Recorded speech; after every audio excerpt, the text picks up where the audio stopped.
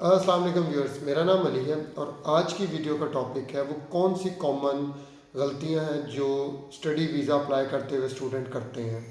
इसमें सबसे पहली गलती जो है वो ये है कि जब आप यूनिवर्सिटी में एडमिशन और आपका एम्बेसी से स्टूडेंट वीज़ा इशू होना दो अलग-अलग प्रोसेस है।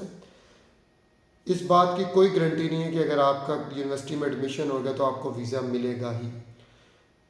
इंटरनेशनल स्टूडेंट्स के लिए हर यूनिवर्सिटी में कोटा मुकर्रर होता है और जब यूनिवर्सिटीज़ एडमिशन कर रही होती हैं तो वो उस कोटे से ज़्यादा एडमिशन्स करती हैं, क्योंकि उन्हें पता होता है कि एम्बेसीज जो हैं वो इनमें से कुछ केसेस रिजेक्ट कर देंगी। तो जब भी आपने अप्लाई करना है, इसमें सबसे पहले ये देख लें कि एम्बेसी 2 साल के, अगर आपकी डिग्री लास्ट 2 ईयर्स में है तो एम्बेसी आपको इंटरटेन करेगी। अगर आपकी डिग्री 2 साल से ज़्यादा पुरानी है तो जितनी पुरानी होती जाएगी उतने आपके रिजेक्शन के चांसेस बढ़ते जाते हैं।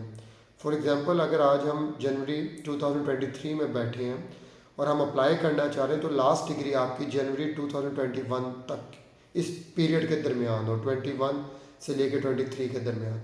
इससे अगर पुरानी होगी 2020 में तो चांसेस आपके काफ़ी कम हैं।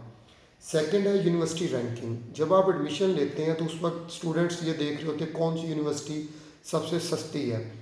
जैसे पाकिस्तान में रैंकिंग है यूनिवर्सिटीज़ की, इसी तरह हर मुल्क में रैंकिंग होती है।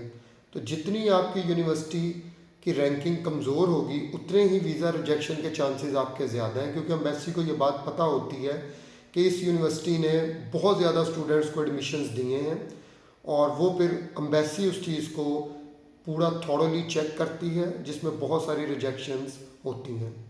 थर्ड इसमें जो कॉमन है वो है प्रूफ ऑफ फंड्स, यानी बैंक स्टेटमेंट। बैंक स्टेटमेंट जब आप अप्लाई कर रहे हैं तो आपकी जो बैंक स्टेटमेंट है उसमें कम से कम जितने आपकी कोर्स की फ़ी है उसके रिलेटेड आपके पास पैसे मौजूद हों। अगर इससे कम है तो फिर भी आपके रिजेक्शन के चांसेस हैं।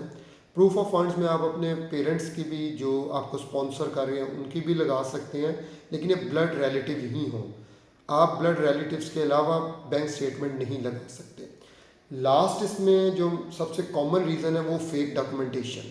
हमारे यहाँ कंसल्टेंट्स जो हैं वो बहुत सारे स्टूडेंट्स जो जिनके पास प्रूफ ऑफ फंड्स नहीं होता या और डॉक्यूमेंट्स उनके मिसिंग होते हैं, उन्हें वो कहते हैं कि जी हम ये डॉक्यूमेंट्स अरेंज कर देंगे। तो मोस्टली वो ये डॉक्यूमेंट्स फेक प्रिपेयर करते हैं और एम्बेसी को आइडिया होता है इन चीज़ों का। जब इस किस्म के कोई डॉक्यूमेंट उनके पास जाते हैं तो वो उन्हें आइडिया होता है और वो उसकी इस वजह से रिजेक्ट हो जाते हैं। तो मैं आपको सख्ती से ये बात सजेस्ट करूँगा कि बराए मेहरबानी आप इन फेक डॉक्यूमेंटेशन से बचें और कोशिश करें जितने भी ओरिजिनल डॉक्यूमेंट्स हैं उनकी बेस पे ही आप अप्लाई करें। मुख्तलिफ ममालिक में स्कॉलरशिप के साथ फुल स्कॉलरशिप, हाफ स्कॉलरशिप, इस तरह अपॉर्चुनिटीज़ मौजूद होती हैं। आप उन्हें डिस्कवर करें और किसी प्रॉपर लॉयर के थ्रू जो है ना वो आप अप्लाई करें, ताकि आपका केस जो है वो जेन्युइन तरीके से आगे रिप्रेजेंट हो सके। हमारे यहाँ बहुत सारे कंसल्टेंट्स हैं जो कि बच्चों को अब बहुत सारी मिसकम्युनिकेट करते हैं स्टडी वीज़ा के ऊपर। स्टडी वीज़ा की एक चीज़ आप जहन में रखें, आप जब स्टडी के लिए जा रहे हैं तो आपका एक मोस्टली लोग जो स्टूडेंट्स हैं उनका पर्पज़ ये होता है कि वो वहाँ पे सेटल हो जाएं डिग्री कंप्लीट होने के बाद। तो जब आप डिग्री कंप्लीट करेंगे उसके बाद आपको अमूमन 2 साल का वर्क परमिट मिलता है और उसके बाद फिर फर्दर वो आप पाथवे पे, इमिग्रेशन पाथवे पे चले जाते हैं।